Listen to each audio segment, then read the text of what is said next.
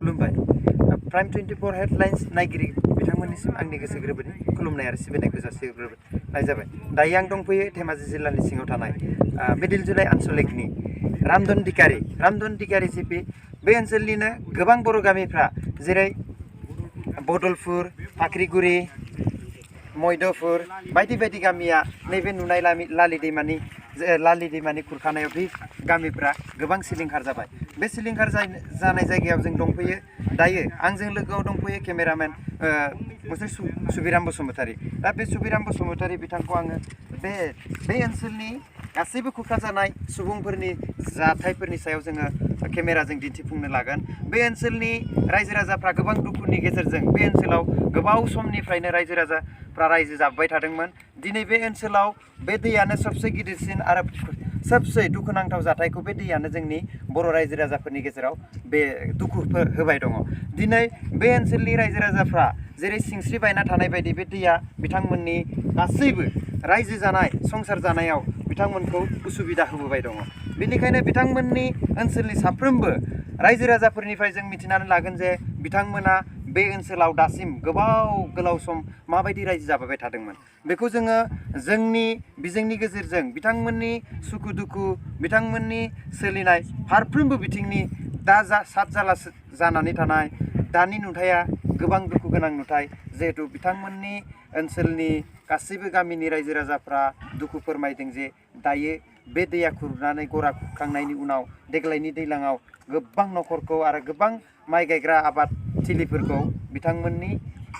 आबाद थिलिफोरखौ हाद्रिजों खफबनानै दिनै गुफुर बानायना दोनबाय। थारैनो दा बिथांमोननि जिहेतु सम्पति मोसौ दाउ बोरमा अमा फिसिनानै सोलिबाय थानाय न'खरफ्रा दायो बिथांमोननाव बेफोरखौ लानोबो जेबो राहा गैला आरो बिथांमोननि मोनफ्रोमबो न'खरफ्रोमबोनि जिहेतु सोलिबाय थानाय बर'नि न'खर जे खेथिजों सोलियोमोन बिथांमोना बे खेथिजों सोलिनाय न'खरफोरनि हाफोरा फबजोब्बाय। दा बिथांमोना बे ओनसोलाव थांनानै थानाया गोबाङैनो गोब्राब जागोन होननानै जों मिथिनानै मोन्दों। दायो जोङो बिथांमोननि ओनसोलनि रायजो राजाफोरनिफ्राय मिथिना लानोसै बे दैमाया बेसेबां समनिफ्राय बिथांमोनखौ बेबायदि खहा खालामबोबाय थादों। बेनि सायाव जोङो गामिनि जायखिजाया बिबानगिरिफोरनिफ्राय जों बे बाथ्राखौ मिथिनानै लागोन। बे लालि दैमाया जेनेबा जोङो बे बदलपुर एरिया बा जों बे धेमाजि जिल्लानि जों सिङाव थानाय रामधन जिपि गामि बदलपुर दिनैसिम बे जोङो बे एरियायाव रायजो जानाया जों 1976 जों बेयाव बखब खालामजेनफैनाय आरो जों दा बेयाव जोङो ओरैहाय फाख्रिगुरि ओरै बदलपुर मैदपुर नांनाय खमसे खम जों बेयाव 300सो न'खर जागोन आरो बे 300सो न'खरा जों 1976निफ्राय रायजो जाजेननानै बे समाव जोङो रायजो जाबोजेन फैनाय समाव अबयसे बे लालि दैमाया एसे फिसामोन आरोखि। अब्ला बेयाव बहुत रायजो राजाफ्रा मोजाङैनो रायजो मोनजादोंमोनबो। बिनि उनाव खमसे खम दिनैसिम जों बे रायजो जाबाय थानायनि गेजेराव सानसेनिफ्राय सानसे बोसोरनिफ्राय बोसोर एसे गारियाव फैयै दिनै जोङो 10 बोसोरनिफ्राय जों बांसिन नाख्रेबजानाय जादों आरोखि। 10 बोसोरनिफ्राय नाख्रेबजायो आरो 5 बोसोरनि बेयाव दा सोलिबाय थानायसिम जों माने दा बांसिन माने हारासथायाव गोलैना दं आरो। जोंनि गामिया बदलपुरा बे दा दैमाया खमसे खम बे आधा किल'मिटार माने जोंनि गामिया माने थाबाय माने दैमानि गेजेराव ओमफ्राय जोङो बिथिंजाय जों फासय जों फटकखै जों बेलेगाव थानायाव जों रायजो मोनजाहैया। जों हा बायना लायनो बेथन सम्पति गैया। गथै जोङो दैमाया दिनै बोसोरसे खुरनायाव जोङो दा जोंनि हा जेनेबा बिदिनो बोसोरसेसो नाख्रेबनायाव दिनैसिम माने गैलानो माने दा जों दा जिथुनिखि जों रायजो राजा बेयाव दङ दा ओरैनो मालायनि हा खर'बा जों सेर बिदिनो माने जेने थेने माने सोलिना दंथ'यो आरो माने न' लुथाना दंथ'यो आरो दा बेयाव जोंहा दा बेसेबां जे जों हारासथायाव गोलैदों जोंहाबो फिसा फिसौ दङ। दिनैसिम जोंहा हिखा बिदा गैयाब्ला संसार जानायावनो बहुत माने खानानो बेनिखायनो जोंबो सानदोंमोन जे फिसा फिसौखौ जोंबो बिदिनो जोनोम होनानै जोंबो एसे मोजां लामा खोन्थालांनो हिखा जोङो होलांनो होननानै नाथाय जोङो थानायनि जानायनि जोङो सहायाव थोस्लाबनो हायो। जों फिसा फिसौखौ जोङो फोरोंनायावबो जोङो हिखा होनायावबो जों बिराद नोंथांमोननि नैबे ओनसोलाथ' जे दैमाजों खुरखालांजोब्बाय दा बेयाव बे सिगांफोर माबाफोर फरायसालिफोर दंमोन नामा? जेरै बेयाव फरायसालि दंमोन। फरायसालिया दिनै बे फरायसालिया दैमा गेजेराव थाबाय दा बिनिफ्राय जोङो दा जोंनि स्कुलखौ जोङो ओइ मालायनि हायावसो जोङो लुनानै जों थेवब्लाबो गथ'फोरखौ एसे माने बे स्कुला सरकारिखामोन नामा सरकारि ओमफ्राय दा मालायनि हायाव लुनानै जोङो गथ'फोरखौ ओरैनो सोलोंथाइखौ जों होबाय दं आरोखि ओमफ्राय दा नोंसिनि बे ओनसोलाव मा मानि उसुबिदा दा जोंनि उसुबिदायाव दा जोंनो जे जोंहा हा हु गैयाब्ला जों बहा थानानै बोरै सोलिगोन बोरै जागोन गतिके जों जेरै हा लानानै जोङो सोलिदोंमोन माइ गायदोंमोन जों जादोंमोन खेथि बाथि मावनानै जोङो बिदिनो मोनोब्ला जोंनो हा नांगौ आरो जों हायाव लुनानैसो जोङो खेथि आबाद मावनानैसो जोङो बायदिसिना हाजिरा खामानि मावनानै जों गथ'फोरखौ फोरोंनो हागोन बा जोंनि जिबनखौ जोङो होमबासो जों माने दैदेनलांनो हागोन दा बेनिखायनो जोंनो माने मोनब्ला बे जायगाया गैला जेब्ला जे जा जोंनि सरकारा जोंखौ अननायनि गेजेरजों जे मोनसे सुबिदा होनायब्ला जों जोबोद गोजोननाय मोनो ओरैनो सरकारनि मानसिफोर फैदोंमोन नामा नायनो बेबायदिथ' फैयाखै खनसे फैदोंमोन खिन्थु बेबायदिनो माबा खालामलायनानै ओमफ्राय थांदोंमोन होनब्लाबो दासिम माने जों जेबो खबरखौ मोनाखै आरोखि माने बेयाव बे ओनसोलाव जिहेथु दैदेनगिरिफोर थायो बे दैदेनगिरिफ्रा नोंसोरनो माबा मोनसे खोथा होदों नामा दैदेनगिरिफोरखौथ' होनायखौथ' जों दासिम खोनायाखैनो माने जिथुनिखि होनायफ्रा बिदिनो दै बानानि समाव माइरं दैरं बिदिनो होदों आरो रिलिफफोर होदों आरो जेनेबा बेनो आरो ओमफ्राय आरो गुबुनथ' आरो जों जेबो माने जों खोनायाखै আপোনাকতো মেম্বাৰ বুলি শুনি পাইছোঁ আপুনি এতিয়া আপোনালোকৰ এই অঞ্চলত এই নদীখন কিমানমান গাঁও আপোনাৰ এইটো নদীত খহাই লৈ গ'ল আমাৰ এতিয়া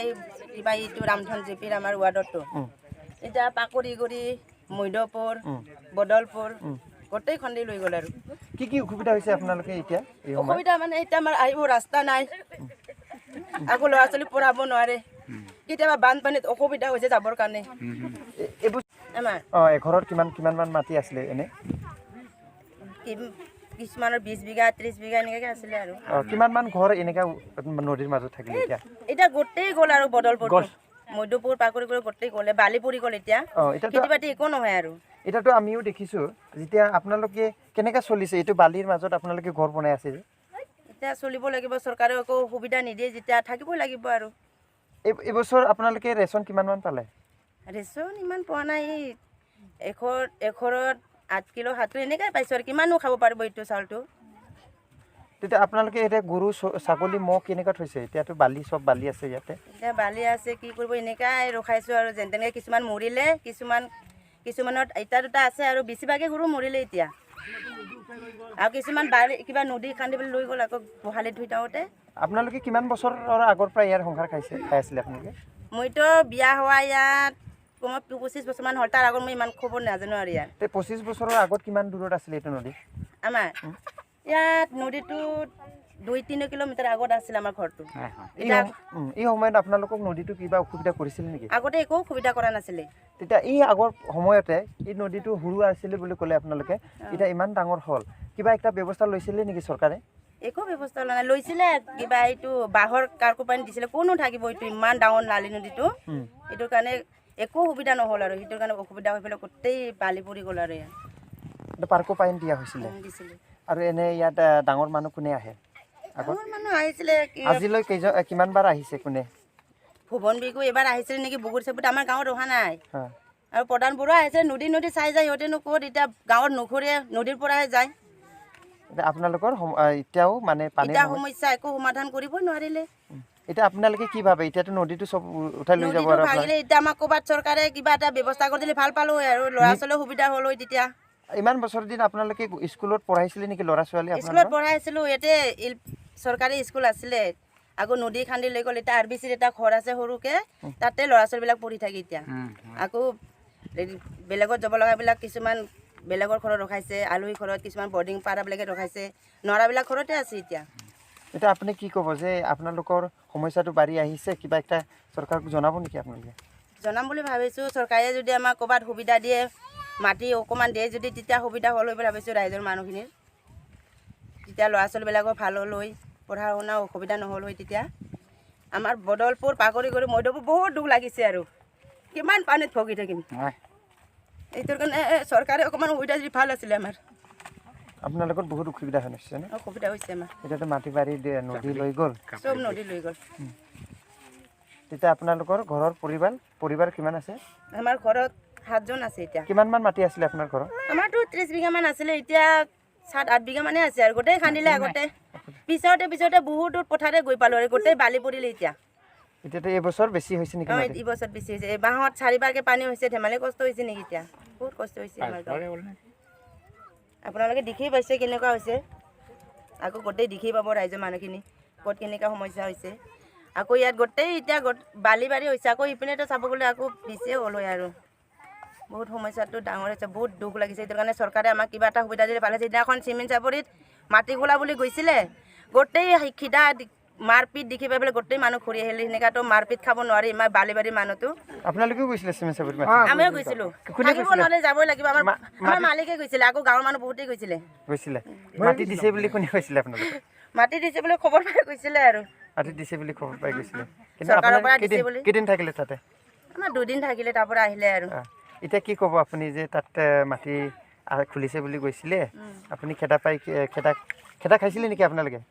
খেদা খাইছিলে ধৰ্ণা দিয়াতো বহুত কিবা কেজেং দেখি পালোঁ বাৰু মোবাইলত নিউজত সেইটোৰ কাৰণে ভয়তে গুচি আহিলে আৰু চবে গাড়ী লৈ চবকে ঘৰে থ'ব আহিছে বুলি কৈছে সেইটো কাৰণে ভয়তে আহিব লগা হ'ল আৰু আপোনালোকক এতিয়া মাটি লাগে নে নালাগে লাগে মাটি ইমান অসুবিধাত পৰি আছোঁ মাটিৰ কাৰণে কিমান যোজান কিবা কৰিবলৈ তাত যাব লগা হৈছে চিমেণ্ট চাপৰিত এতিয়া মাটি লাগিবই আমাক য'ৰ পৰা হ'লেও মাটি দিবই লাগিব আৰু নহ'লে বহুত কষ্ট পাই আছোঁ ইমান পানীত এনেকৈ ভুগিব নোৱাৰে না ল'ৰা ছোৱালী কষ্ট পাই পঢ়িব নাপায় ল'ৰা ছোৱালী পঢ়াব লাগিলে ভাল জেগা লাগিব এনে অসুবিধা জেগাত বানপানীৰ কোনো স্কুলত যাব নোৱাৰে গোটেই নলা নাও নিব নোৱাৰে গোটেই সুত হৈ যায় কাৰেঙৰ সুত হৈ নদীৰ পৰা কিমান সুত হৈ যায় তেতিয়া কেনেকৈ বানপানীৰ সমস্যাত আপোনালোকৰ কিবা বেয়া কিবা হয় নেকি যেনিবা এক্সিডেণ্ট হয় চাগে নাও ডুবে কেতিয়াবা ইমান ধাৰ হৈ ৰাতি ৰিলিফ ল'ব যাওঁতে ইয়াৰ পৰা কিমান অসুবিধা হয় দংকল খাত যাব লাগে ছাগলী ম'হ কেনেকুৱা ৰাখে গৰু ছাগলী ম'হ প্লেটফৰ্ম আছে সিও ডুবি যায় আকৌ একদম পানীত ডুবি থাকে ম'হ গৰুবিলাকৰ ডুবি থাকে পানীতে হ'লেও 2-3 দিনৰ কাৰণে থাকিব লাগিবই আৰু এইটোৰ কাৰণে কিছুমান ম'হ আৰু গৰু মৰি থাকিলে ছাগলীটো বহুতে মৰিলে বানপানী হ'লে কিমান মান দেৰি থাকে হেনে বানপানী হ'লে কেতিয়াবা 15-16 দিন থাকি যায় চোতাল উখাওঁতে বহুত দিন লাগি যায় বছৰত কেইবাৰমান পানী হয় এনেকুৱা ডাঙৰ পানী আমাৰ ইয়াতে প্ৰতি মাহে হয় মাত্ৰ কেতিয়াবাহে কোনোবা মাহ নহয় বেছিভাগ মাহে হয় মাহে হয় শাওন ভাদৰ আহাৰ আৰু আহিনলৈকে হয় পানী 4 মাহটো আপোনালোকে পানীতে ভুগিব লাগে তেতিয়া কোন ল'ৰা ছোৱালী স্কুলত যাব পাৰিব ইয়াৰ পৰা আকৌ ওচৰত স্কুল নাই সেইটোৰ কাৰণে বহুত অসুবিধা সেইটোৰ কাৰণে বেলেগ জেগাত চৰকাৰে ব্যৱস্থা কৰি বহুত ভাল পালোঁ আৰু আমি